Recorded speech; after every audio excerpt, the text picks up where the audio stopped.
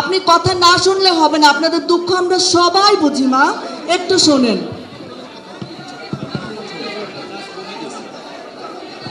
আপনারা বসুন সবাই প্লিজ। ভাই আপনার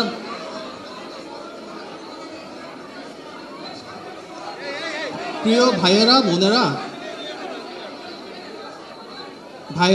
আপনারা সবাই বসেন প্লিজ। আমরা তো সবাই জুলাইয়ের যে আকাঙ্ক্ষা, যে শহীদ পরিবার, যে আহত পরিবার, ওনারা তো আমাদেরই বাবা মা, আমাদেরই ভাই বোন। আপনাদের যে কষ্ট, আপনাদের যে বেদনা, সেটা তো আমরা গভীরভাবে উপলব্ধি করি।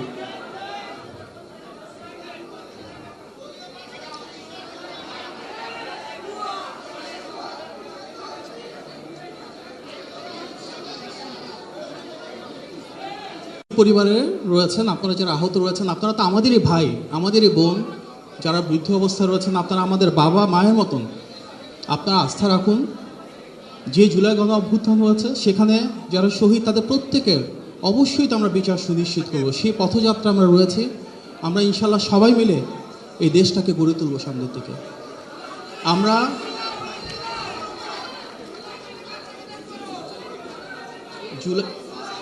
দেখুন, জুলাই সনদের বিষয়ে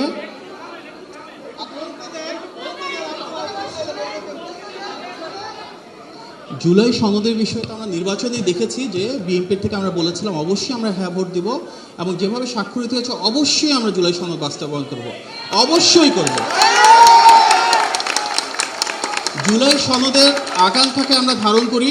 জুলাই সনদকে ইনশাল্লাহ আমরা সবাই মিলে, যেভাবে একজোটে আমরা রাজপথে ছিলাম, যেভাবে এই বাংলাদেশকে আমরা ফ্যাসিবাদ মুক্ত করেছিলাম, সেভাবে আমরা সবাই মিলে কাঁধে কাঁধ মিলিয়ে জুলাই সনদ এই বাংলাদেশ আমাদের সবার, ফ্যাসিবাদ বিরোধী ঐক্য আমাদের সবার। তাই আসুন ভাইয়েরা বোনেরা, আপনারা আপনাদের সন্তান হারিয়েছেন, আমরা আপনাদের সন্তান তুল্য। আসুন আমরা সবাই মিলে এই দেশটাকে একসাথে একযোগে সে আকাঙ্ক্ষাকে ধারণ করে গড়ে তুলি। ধন্যবাদ। আসসালামু আলাইকুম।